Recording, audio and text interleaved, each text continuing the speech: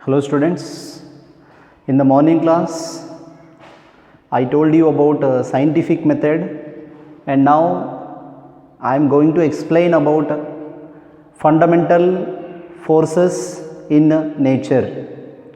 So one thing I want to tell you, many of you are asking whether we has to write answers for the questions given in the concept of excitement of physics.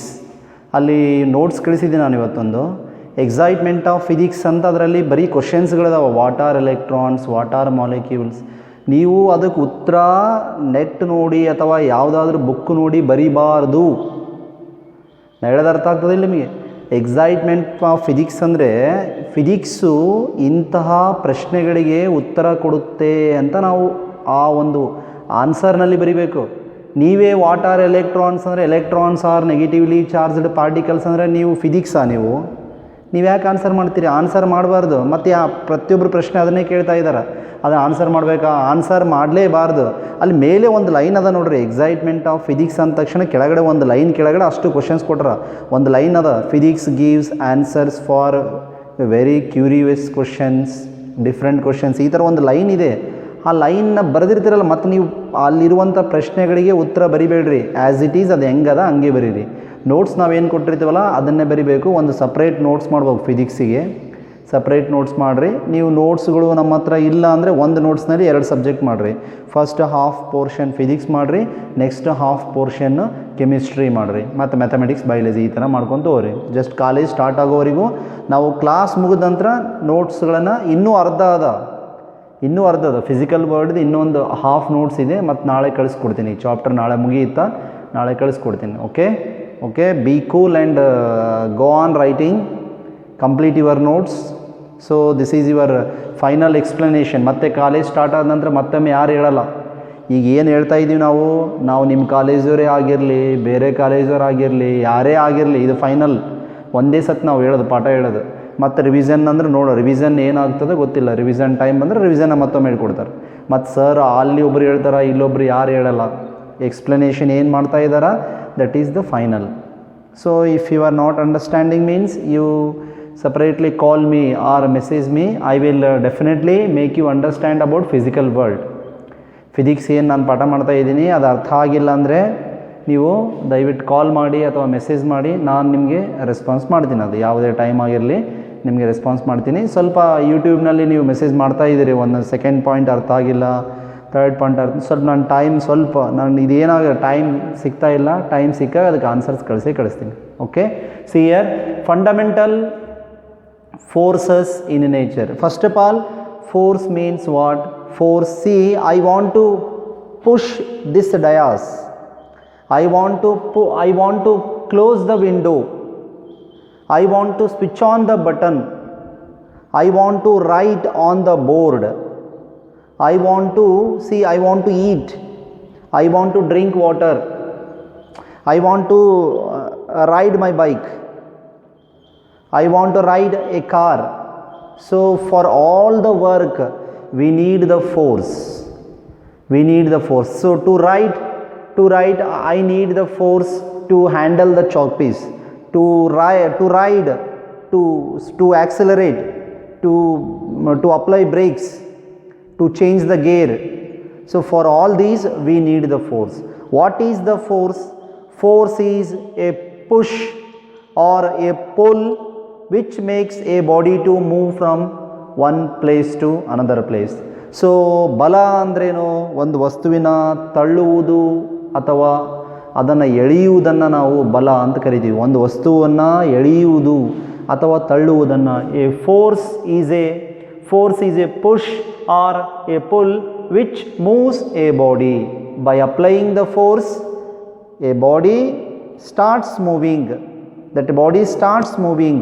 So here the force is the main thing required for movement of the body. Without the force nothing will change its position. No body will change its position, right? So now see here, fundamental forces in nature. Its meaning, what are the main forces present in our nature? What are the basic forces present in our nature? Its another meaning is basic forces of nature. Basic forces in nature. So here fundamental forces in nature means there are 4 forces present in our nature. They are very essential for the nature. They are first one is gravitational force, Gurutvakarshaniya bala. Gurutvakarshaniya bala. Second one is electromagnetic force, Vidyutkantiya bala. Vidyutkantiya bala. Third one is nuclear force, Anu bala. ಅಣುವಿನ ಬಲ, nuclear force. Fourth one is weak nuclear force, ದುರ್ಬಲ ಅಣುವಿನ ಬಲ. Actually ಇದು strong nuclear force ಅಂತಲೂ ಕರೀತಾರೆ. Third one strong nuclear force, ಇದು weak nuclear force. Nuclear ಫೋರ್ಸ್ನಲ್ಲೇ 2 ಟೈಪ್ ಇಲ್ಲಿ ಮೆನ್ಷನ್ ಮಾಡಿದ್ದೀವಿ ನಾವು, nuclear force, strong nuclear force, weak nuclear force. So here is, what are the fundamental forces in nature? There are 4 forces in nature. The first one is gravitational force, second one is electromagnetic force, third one is nuclear force, and fourth one is weak nuclear force. Which is the weakest force? Gravitational force, weakest force in nature. ಹೇಳ್ತೀನಿ ನಾನು ನಿಮಗೆ, weakest force ಇವು 4ರಲ್ಲಿ weak nuclear force ಅಲ್ಲ. Name the weakest force in nature. ಪ್ರಕೃತಿಯಲ್ಲಿ ಅತ್ಯಂತ ದುರ್ಬಲವಾಗಿರುವಂತಹ ಬಲ ಯಾವುದು? ಗುರುತ್ವಾಕರ್ಷಣೆಯ ಬಲ. ಅತ್ಯಂತ ಏನು ಕರಿತೀರಿ ನೀವು ಬಲ, ಶಕ್ತಿಯುತ ಬಲ ಯಾವುದು? ಅಣುವಿನ ಬಲ, ನ್ಯೂಕ್ಲಿಯರ್ ಫೋರ್ಸ್. ನೀವು ವೀಕ್ ನ್ಯೂಕ್ಲಿಯರಲ್ಲಿ ಹೆಸರಲ್ಲೇ ಇದೆ ಸರ್, ವೀಕ್ ಇದೇ ವೀಕ್ ಅಲ್ಲ. This is not the weakest force in nature. Which is the weakest force in nature? Gravitational force. So what is gravitational force? See, gravitational force is the force which is present between any 2 bodies of this universe. Any 2 objects. See, you take, this chalk piece box and me. We are the 2 objects. This is one object and myself is one object. And there exists a gravitational force between me and this chalk box. But we are not moving towards one another. ನಮಗೆ ಈಗ ಗುರುತ್ವಾಕರ್ಷಣೆಯ ಬಲ ಅಂದ್ರೇನು? ಒಂದು ಕಲ್ಲನ್ನು ಮೇಲಕ್ಕೆಸಿದ್ರೆ ಆ ಕಲ್ಲು ಮತ್ತೆ ರಿಟರ್ನ್ ಭೂಮಿಗೆ ಬರುತ್ತೆ, ಇದು ಗುರುತ್ವಾಕರ್ಷಣೆಯ ಬಲದಿಂದ ಅಂತ ನಾವು ಕಲ್ತಿರ್ತೀವಿ. ರೈಟ್, ನೀವು ಕಲ್ತಿರೋದು. ನಾವು ಇನ್ನೂ ಏನಾದರೂ all planets are revolving around the sun with the help of gravitational force. All planets are revolving around the sun. Revolving around the sun. Our earth is also revolving around the sun with the help of gravitational force. So here gravitational force means attractive force. An attractive force which is present between any 2 bodies having at least some mass. ಎಷ್ಟೋ ಆದರೂ, ಎಷ್ಟೇ ಕನಿಷ್ಠ ಆದರೂ ತೂಕವನ್ನು, mass, ಅದು ಇಲ್ಲಿ ತೂಕ ಅಂತ ಬರಲ್ಲ, ಮಾಸ್ ಅಂತ ಬರ್ತದೆ. ಮಾಸ್ ಎಷ್ಟೋ ಅಂದರೆ ಅಟ್ಲೀಸ್ಟ್ ಸ್ವಲ್ಪ ಆದರೂ ಮಾಸನ್ನು ಹೊಂದಿರುವಂತಹ 2 ವಸ್ತುಗಳ ನಡುವೆ ಇರುವಂತಹ ಆಕರ್ಷಣೆಯ ಬಲವನ್ನು ನಾವು ಏನಂತ ಕರಿತೀವಿ? ನಾವು ಗ್ರಾವಿಟೇಷನಲ್ ಫೋರ್ಸ್ ಅಂತ ಕರಿತೀವಿ. ಸಿ, ನಾವು this box is not moving towards me even though we are having gravitational force. ನಮ್ಮ ನಡುವೆ ಒಂದು ಆಕರ್ಷಣೆಯ ಬಲ ಇದ್ದರೂ ಕೂಡ ಇದು ತನ್ನಷ್ಟಕ್ಕೆ ತಾನೇ ನನ್ನ ಕಡೆ ಮೂವ್ ಆಗ್ತಾ ಇಲ್ಲ. ಆ ಕಡೆ ಇರುವಂಥ ಮೌಂಟೇನ್ ಮತ್ತು ಈ ಕಾಲೇಜ್ ನಡುವೆ, ಈ ಬಿಲ್ಡಿಂಗ್ ನಡುವೆ ಗ್ರಾವಿಟೇಷನಲ್ ಫೋರ್ಸ್ ಇದೆ. But this building is not moved towards the mountain, or that mountain is not coming towards the building. The reason is this force is weakest force. Here the force is weakest force. ಭಾಳ ದುರ್ಬಲವಾಗ್ಯದ ಆಕರ್ಷಣೆಯ ಬಲ, ಅದು ಭಾಳ ದುರ್ಬಲ. Sir ಹಂಗಾದರೆ ಮೇಲಿಂದೇ ಯಾಕೆ ಬೀಳುತ್ತಾ ಅನ್ನೋದಕ್ಕೆ ರೀಸನ್ಸ್ ಅದ. Some reason is there. That reason will be explained in the chapter of gravitation in your first class. ಯಾಕೆ ಈ ಥರ ನಾವು ಹಾರಿಜಾಂಟಲ್ ಈ ಥರ ಯಾಕೆ ಹೋಗಲ್ಲ, ಆಬ್ಜೆಕ್ಟ್ಗಳು ಉಲ್ಟಾ ಯಾಕೆ ಬರಲ್ಲ, ಮೇಲಿಂದನೇ ಯಾಕೆ ಬೀಳ್ತಾವೆ ಅನ್ನೋದಕ್ಕೆ ಒಂದು ನಿರ್ದಿಷ್ಟವಾದ ಕಾರಣ ಇದೆ.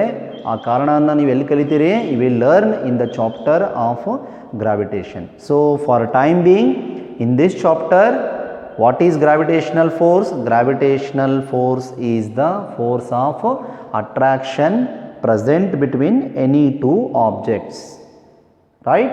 And it is always an attractive force. ಅದು ಯಾವಾಗಲೂ ಆಕರ್ಷಣೀಯ ಬಲ ಇದು. ಮತ್ತೇನದ ಈ ಸ್ಟ್ರೆಂತ್ನಾಗ ಇದು ವೀಕೆಸ್ಟ್, ಭಾಳ ನೋಡಿ ನಾ ಹೇಳ್ತಾ ಇದ್ದೀನಲ್ಲ ಈಗ ನನಗೂ ಮತ್ತು ಈ ಡಯಾಸಿಗೂ ಗ್ರಾವಿಟೇಷನಲ್ ಫೋರ್ಸ್ ಇದೆ ಅಂದರೂ ಕೂಡ ನಾನು ನಿಂತಲ್ಲೇ ನಿಂತಿದ್ದೀನಿ, ಅದು ನಿಂತಲ್ಲೇ ನಿಂತಿದೆ, ಅದನ್ನು ನನ್ನ ಹತ್ರ ಬರ್ತಾ ಇಲ್ಲ, ನಾನು ಅದರ ಹತ್ರ ಹೋಗ್ತಾ ಇಲ್ಲ. So because value of gravity is least on the earth surface. gravitational force is least, and it is also explained on a law of gravitation. ನ್ಯೂಟನ್ನ ಗುರುತ್ವ ನಿಯಮ ಅಂತ ಬರ್ತದೆ. ನ್ಯೂಟನ್ನ ಗುರುತ್ವ ನಿಯಮದಲ್ಲಿ ಒಂದು ಸೂತ್ರ ಬರುತ್ತೆ, F = G × m1 m2/r². ಆ ಸೂತ್ರವನ್ನು ತೆಗೆದುಕೊಂಡು ನಾವು ಸಾಲ್ವ್ ಮಾಡಿದರೆ ಇದು ವೀಕ್ ಯಾಕಂತ ನಿಮ್ಗೆ ಅಂಡರ್ಸ್ಟ್ಯಾಂಡ್ ಆಗುತ್ತಾ. Second one, electromagnetic force. So this is the force, ವಿದ್ಯುತ್ ಕಾಂತೀಯ ಬಲ. This is the force which is present between two charged bodies. The force which acts between two charged particles, two charged bodies, is called electromagnetic force. So, and this may be attractive or repulsive force. ಇದು ಎರಡು ವಿದ್ಯುದಾವೇಶಗಳನ್ನು ಹೊಂದಿರುವಂತಹ ವಸ್ತುಗಳ ನಡುವೆ ಇರುವಂತಹ ಆಕರ್ಷಣೀಯ ಅಥವಾ ಅಪಕರ್ಷಣೀಯ ಬಲವಾಗಿದೆ.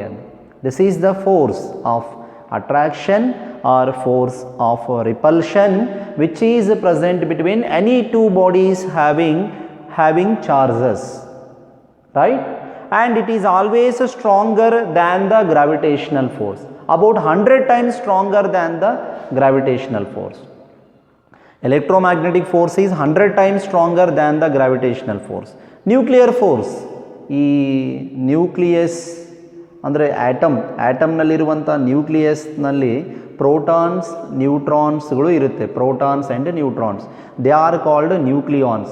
ಆ ಒಂದು ನ್ಯೂಕ್ಲಿಯಸ್ನ ಒಳಗಡೆ ಇರುವಂತಹ ಪ್ರೋಟಾನ್ಸು ನ್ಯೂಟ್ರಾನ್ಸ್ಗಳನ್ನು ಅಂದರೆ ಸ್ಟ್ರಾಂಗ್ ಆಗಿ ಹೋಲ್ಡ್ ಮಾಡಿರುವಂತಹ, ಹಿಡಿದಿಟ್ಟಿರುವಂತಹ ಫೋರ್ಸ್ ಯಾವುದು? That is the nuclear force.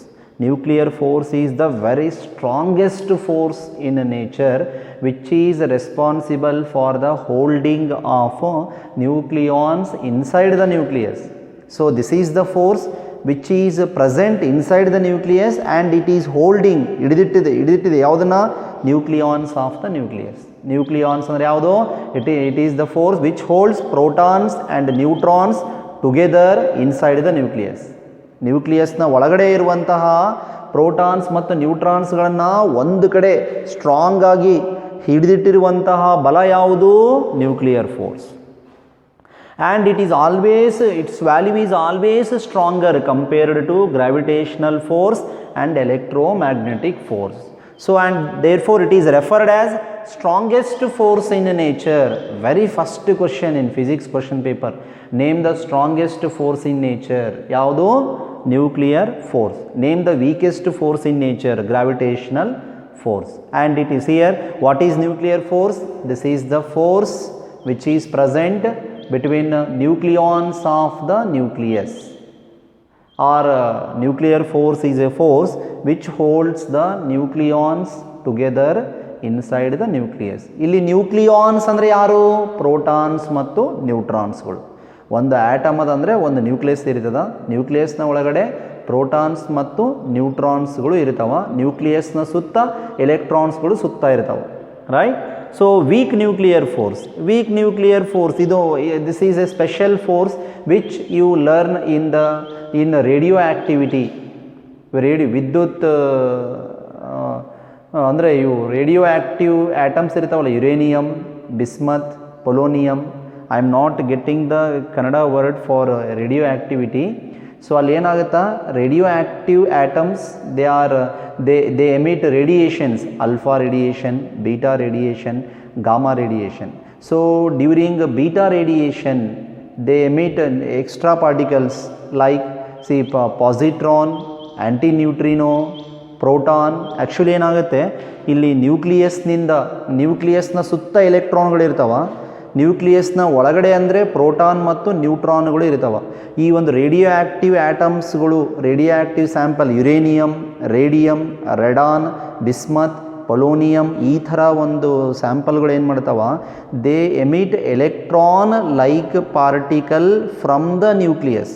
Actually, electron is not found in the nucleus. Electrons are always found outside the nucleus, but a particle similar to the electron is emitted from the nucleus of a radioactive sample, and those are called beta particles. ಅವಳು ಏನಂತ ಕರೀತಾರ, beta particles ಅಂತ ಕರೀತಾರ. Beta particles ಅಂದರೆ ಅವು electron ಥರ ಇರುವಂತಹ ಪಾರ್ಟಿಕಲ್ಸ್ಗಳು ನ್ಯೂಕ್ಲಿಯಸ್ನಿಂದ ಹೊರಗಡೆ ಬರ್ತಾವೆ ಒಂದು ಪ್ರೋಸೆಸ್ನಲ್ಲಿ.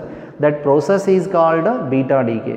The process of emission of electron like particles which are called beta particles from the nucleus of a radioactive sample is called beta decay. And during the beta decay, the daughter nuclei ಅಂದರೆ ಅಲ್ಲಿ ಆ ಪ್ರೋಸೆಸ್ನಾಗ ಏನು emit ಆಗ್ತವ, proton ಬರ್ಬೋದು, proton ಒಂದು ಆ್ಯಂಟಿ neutrino ಅಂತ ಬರ್ತದೆ, proton ಆ್ಯಂಟಿ neutrino ಅಥವಾ ಪಾಸಿಟ್ರಾನು ಆ್ಯಂಟಿ ನ್ಯೂಟ್ರಿನೋ ಈ ಥರ ಬರುತ್ತೆ.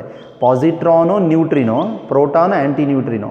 ಈ ಪ್ರೋಟಾನು ಆ್ಯಂಟಿ ನ್ಯೂಟ್ರಿನೋ ಎಮಿಟ್ ಆಯ್ತು ಅಂತ ತಿಳ್ಕೊಳ್ರಿ, ಈ ತಲೆ ಕೆಡಿಸ್ಕೊಬೇಡ್ರಿ, ಇದು ಯಾವ ಬರೆದಿರೋದಿಲ್ಲ, ಜಸ್ಟು ಏನು ಮಾಡಬೇಕು ನಾವು ಇದ್ರ ಬಗ್ಗೆ ಅಂಡರ್ಸ್ಟ್ಯಾಂಡ್ ಮಾಡಿಸ್ತಾ ಇದ್ದೀನಿ ನಾನು.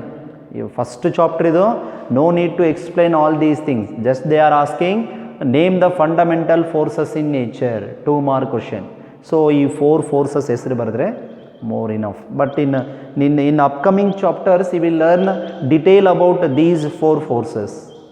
No need to worry now, just to focus on these 4. What is weak nuclear force? You must know at least definition. So here weak nuclear force is the force present between particles emitted during beta decay.